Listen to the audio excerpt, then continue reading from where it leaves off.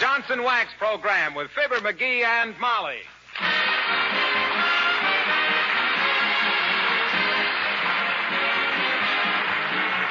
The makers of Johnson's Wax, Johnson's Car New, and Johnson's Self-Polishing Glow Coat present Fibber, McGee, and Molly, written by Don Quinn, with music by the King's Men and Billy Mills Orchestra.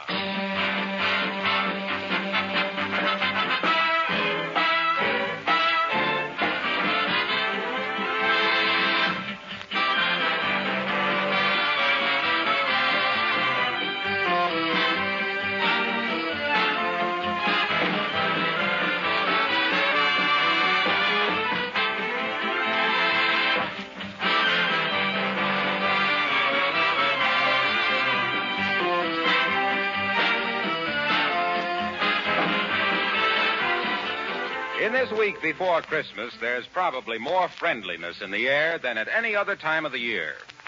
As we grow older, it's not the gifts of Christmas that we feel, but the friendly spirit back of them, the good smile, the warm hand clasp of neighbors and friends. When these friends and relatives gather with your own family in your own home, you realize what it means to have a home in a free country. In anticipation of these friendly gatherings, many of you will be adding the finishing touches of house cleaning this week. Among other things, going over waxed floors, furniture, and woodwork to make them gleam with beauty. The makers of Johnson's Wax are proud that their humble products find a useful place in your preparations for a warm-hearted Christmas season.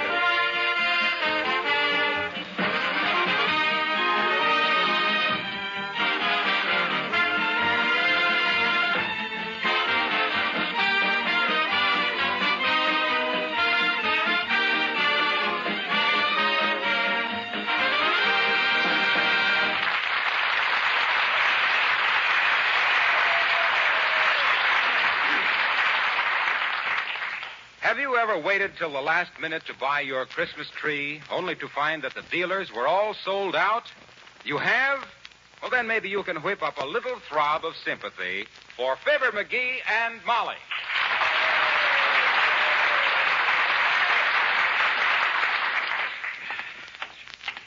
Well, I'm afraid it's no use, McGee. We've been to 7 different lots, and we haven't seen a loose spruce. Don't worry. I'll get us a Christmas tree if I have to chop one off the courthouse lawn. Well, then I'll have to change my Christmas present for you. Huh? That war bond. I'll make it a bail bond. Yeah. Say, why on earth didn't you go buy a tree last week as I suggested? Because they were asking ridiculous prices, that's why. Most of them slum-raised lumber jerks were asking $7.50 for a bow-legged little balsam no bigger than a whisk broom. You think they get cheaper as they get scarcer? That ain't the point. The point is to find the guy that's overstocked, see? Afraid he isn't going to get rid of them by Christmas. Get one for a song that way. We should have brought Nelson Eddy with us then. I've heard you sing in the shower, and that soapy opera of yours wouldn't get us anything but a raspberry bush. Merry Christmas, Mrs. Nesmith. Who's that? Mrs. Nesmith. Oh. Say, there's a lot right along in here someplace where the guy had 1,000,000 trees last week, and he can't possibly... Oh, here it is. Come on. Oh, that must be the salesman. I beg your pardon, sir, but is that Christmas tree for sale? And if so, how much... Well, heavenly days, Uncle Dennis. Hello, Molly, darling, and Fibber, lad. Hi, Unc. Where's the sap in charge of the saplings? We want to negotiate for a live log. Well, now, I'm sorry, lad, I am indeed. The gentleman in charge of this Christmas tree lot, a fine lad by the name of Monahan, may his pretzels never grow soggy, as he is one of the grandest guys that ever tripped a fruit peddler to take his hungry mother a big juicy apple, has closed up and gone home. Yeah, but we wanted to buy this Christmas tree, Uncle Dennis. Yeah, not that it's much of a tree. I've seen better fur on a mouse. Well, now, isn't it a shameful thing that you should be too late and all like that? It was only 10 minutes ago, lad, by your very own wristwatch, which I happened to be wearing as it was lying about loose in your top dresser drawer, and I don't happen to have one myself. It was sold. Oh, dear, but there's no sales tag on the tree, Uncle Dennis. And who, may I ask, was stupid enough to dish out good dough for that beetle-bitten hunk of tumbleweed? 'Twas myself. You? You? You bought the last Christmas tree in this lot, knowing that we didn't have one? Now. And how was I to know that a smart gossoon like yourself would be getting caught without a tree? It was a bargain given to me by my good friend Monahan, who is quite a man at singing the camalias, which are a regular feature of Grogan's beefsteak dinners. May they soon be resumed when Hitler, the dirty little house painter, gets his comeuppance and Hirohito finds our heroes turning on the heat hole. But say, why do you want a Christmas tree, Uncle Dennis? You live with us. Come on, Unc, sell it to us, will you? What do you say? Whatever you paid for it, I'll toss an extra 2 bits on the drum. 2 bits, that I could not do, lad. Huh? 'Twas buying this tree for a dear friend I was. And there ain't enough money in the world to make Dennis Driscoll betray a trust. And the very idea is enough to make my old father, may the little people keep his pipe lit for him, look down and say, would you think of making it $2 extra now? No, I wouldn't. That's ridiculous. Very well, you can't blame a man for trying to pick up a couple of bucks. A very Merry Christmas to you. Oh, tread on the tail because...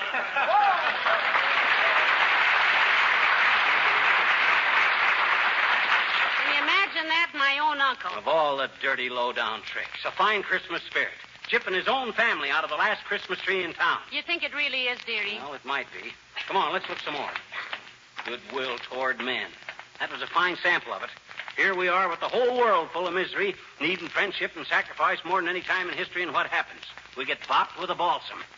If that ain't the dirtiest... Oh, McGee, look. Huh? There's a Christmas tree place right there.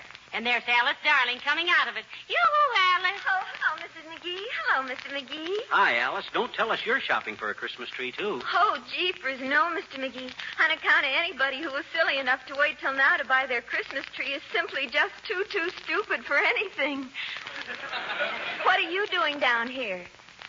We're buying a Christmas tree. Oh, well, that's what I say.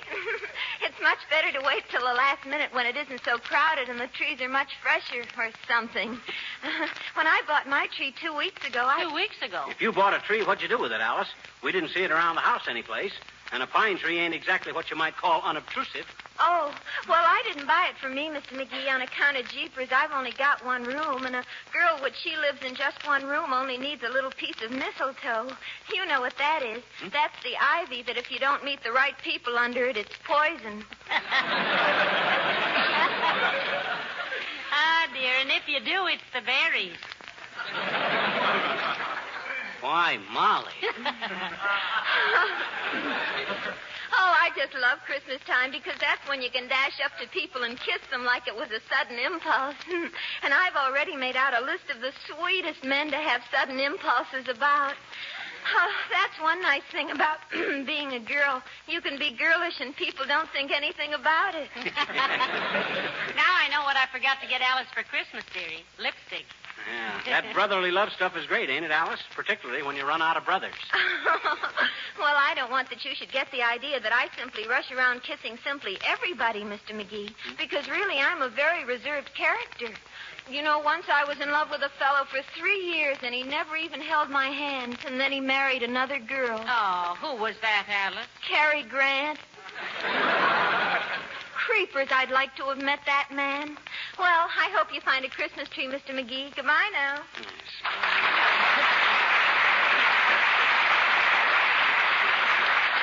Well, shall we give it up, McGee? No, sir. I started out to get a Christmas tree, and by the curly cotton cover crop of a corner Kris Kringle, I'm going to get a Christmas tree. Well, you might fly up to Canada and get one, but it would be a lonesome trip. What you mean? The other geese won't be flying back for a couple of months yet. Okay. Scoff if you want to. Deride. But I'm telling you, if I... Ah, Merry Christmas, Miss Curry. Who was that? Miss Curry. I'm telling you, Molly, when I set out to get a Christmas tree, by George, I'm... Hey, here's a place on the corner here. Oh, yeah. Come on. Say, Alice Darling might have told us she was getting one. She could have got us one at the same time. Well, what do you expect of people? Consideration? It's no wonder they always picture Santa Claus as a fat mug standing there holding the bag. My gosh, Oh, people... look, McGee, this place seems to have plenty of trees. Yeah, they had plenty last week, too.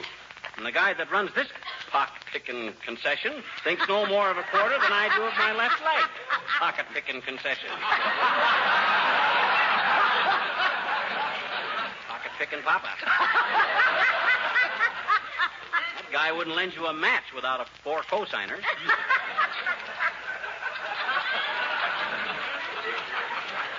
Hi, bud.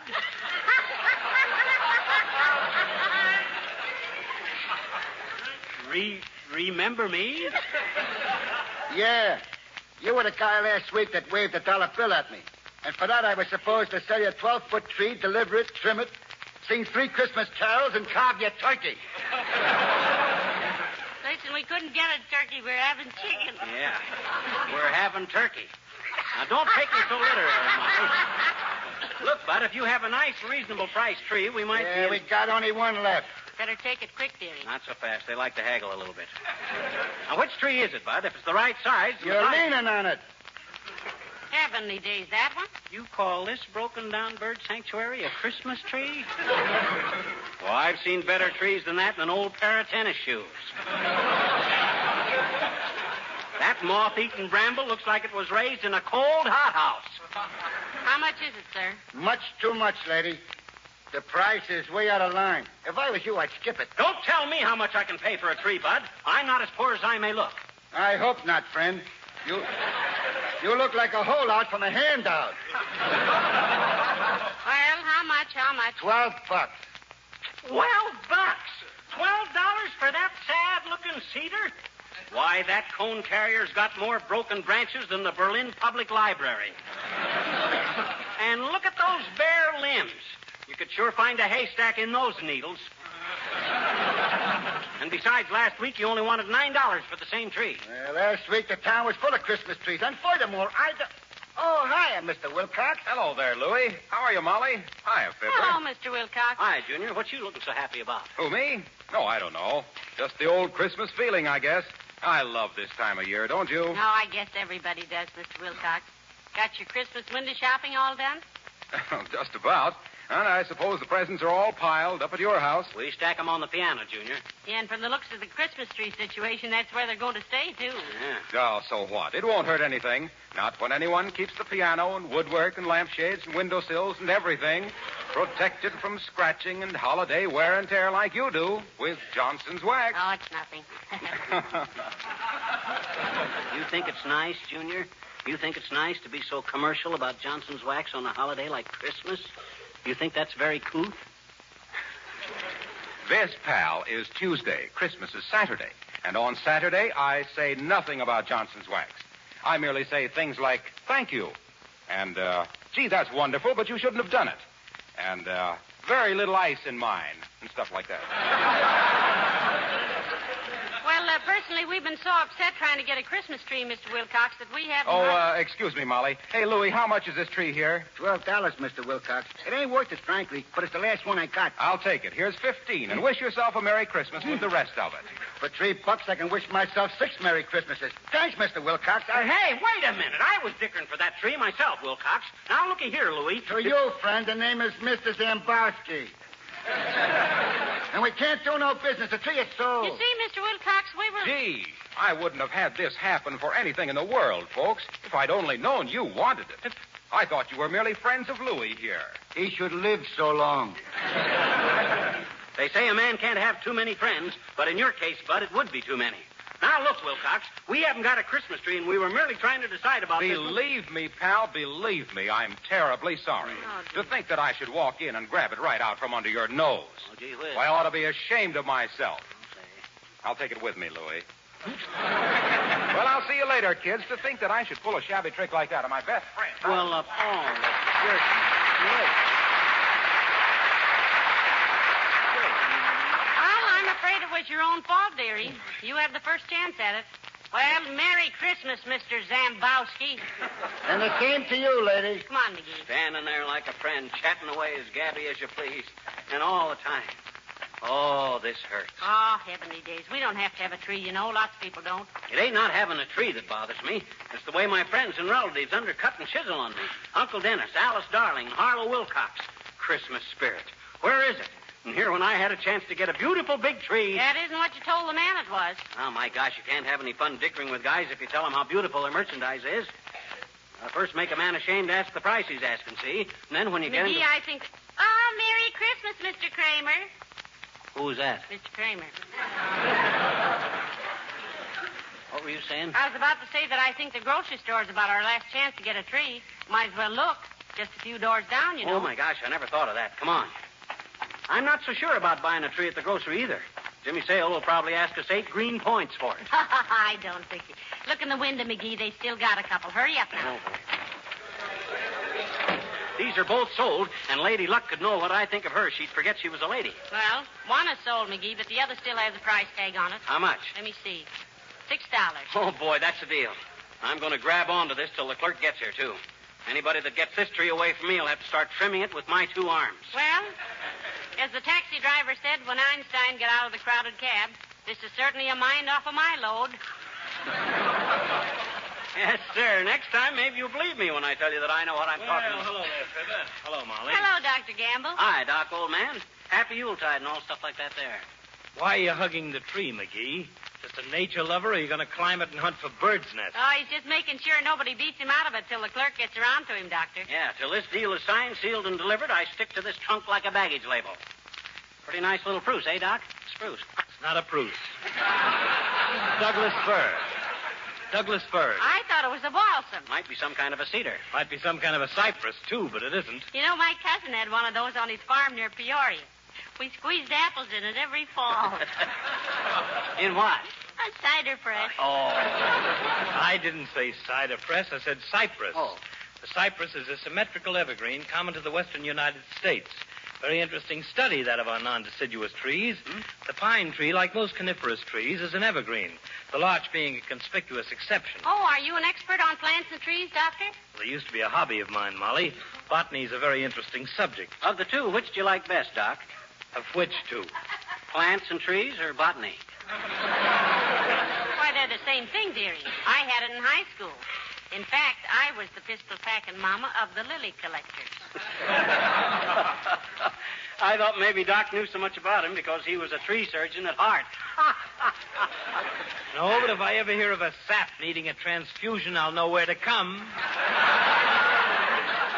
Oh, yeah? I'd show you who was a sap if I dared let loose of this tree for a minute. Oh, now, boy. One excuse is as good as any, McGee. Yeah. By embracing that tree, you're probably saving yourself a few very spectacular contusions. Is that so? Yes. Why, you unreasonable facsimile of a male brother. For 2 aspirin tablets... Now, McGee, is that any way to talk while hugging a Christmas tree? No, it isn't, Molly, and it was my fault. Sorry, McGee. No time for quarrels. Okay, Doc, old man. I'm a little hasty myself at times. Not about buying Christmas trees. Well, real friends are too scarce to fight with them. In fact, McGee, I retract all the unpleasant things I ever said about you in the past. Oh, I do too, Doc. I even take back the stuff I thought about you. That's even dirtier than what I said. Well, now, this is better. You know, Christmas is a time when we should all be friends. I think so, too. Let bygones be bygones, McGee. Be a pal. Well, that goes for me too, Doc. Here, I'd like to shake your hand. Good. So would I. Isn't that nice? Wait till I get untangled from this weeping willow here, and put her there, Doc. I think this is one of the sweetest things I ever Hey, saw. all right, Doc. Let go of my hand. Now, wait a minute. Hey, Joe. Yes, Doctor? Hey, put that Christmas tree in my car, will you? What? Hey, wait a minute. What the... Now, look, Doc. Pay for it the next time you come in. Doggone it, Doc. Let go of my hand, will you? You double-crossing double... Doc Gamble, come back here with that Christmas tree.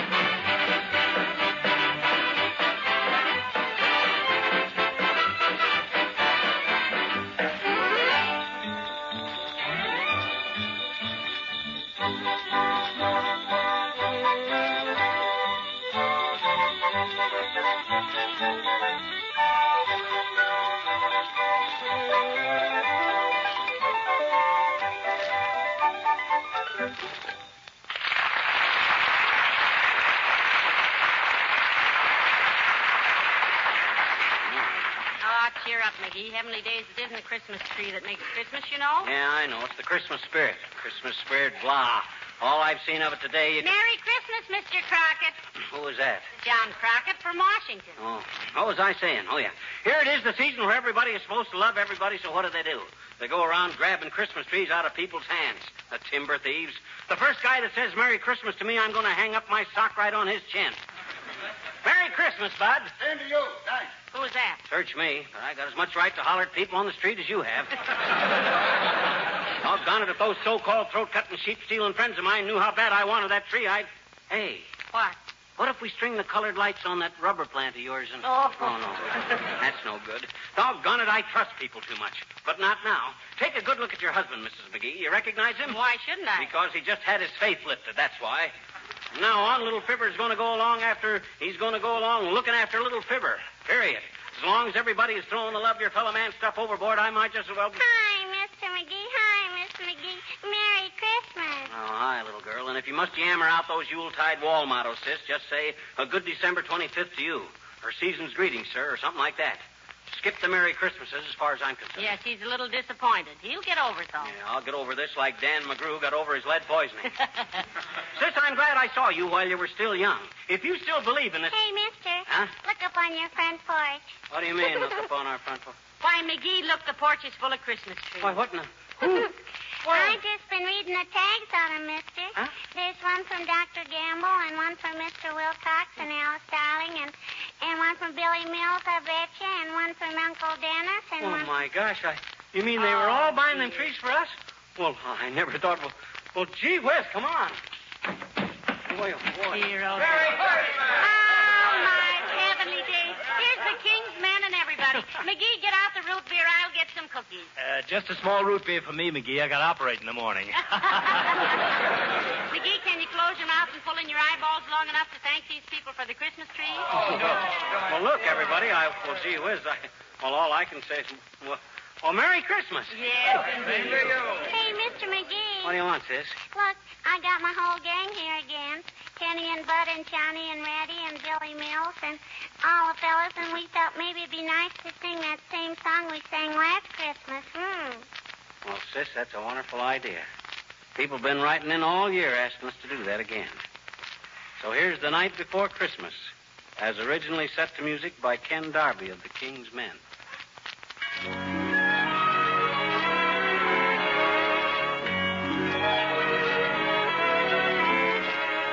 The night before Christmas and all through the house, not a creature was stirring, not even a mouse.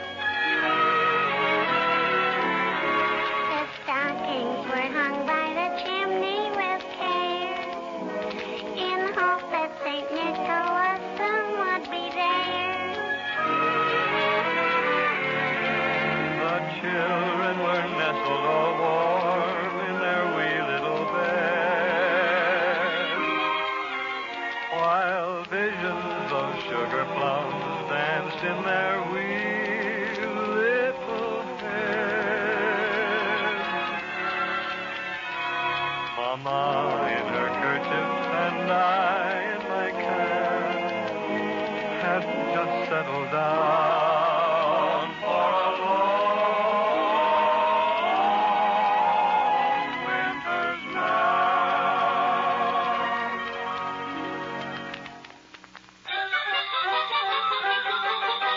When out on the lawn there arose such a clatter, I sprang from my bed to see what was the matter. Away to the window I flew like a flash, tore open the shutters, threw open the sash. Then, what to my wondering I should appear but a miniature sleigh and a tiny reindeer. With a little old driver so lively and quick that I knew right away that it must be St. Nick. All bundled in fur from his head to his foot, old Santa was covered with ashes and soot. I drew in my head and was turning around when down the chimney he came with a pie.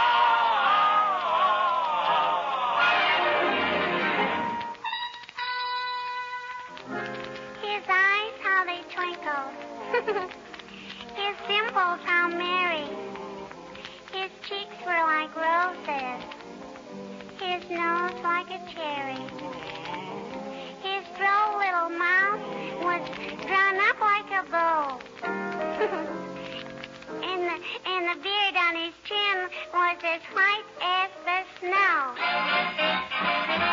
The stump of a little old pipe he held tight in his teeth, and the smoke went around and around and around his head like a wreath.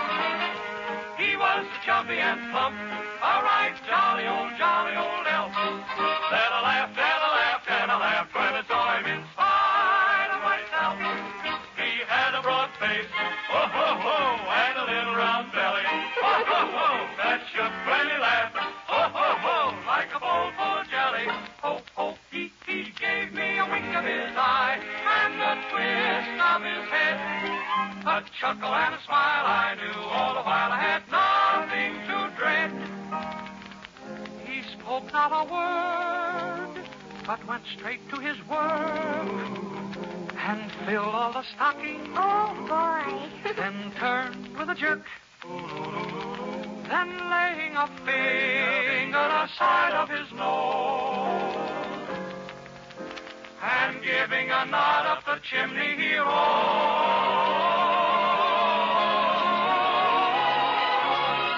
He sprang to his sleigh, to his feet gave a whistle, and away they all flew like the down of a thistle. But I heard him exclaim as he drove out of sight, Merry Christmas to all, and to all, good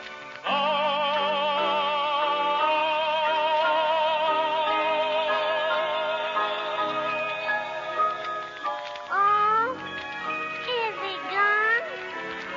It's the night after Christmas, and all through the house not a creature is stirring, not even the mouse. The presents are scattered and broken, I fear, and St. Nicholas won't come again for a year. The children are nestled all warm in their wee little beds, while memories of sugar plums dance in their wee little heads. Mama in her kerchief and I in my cap are settled at last for a long winter's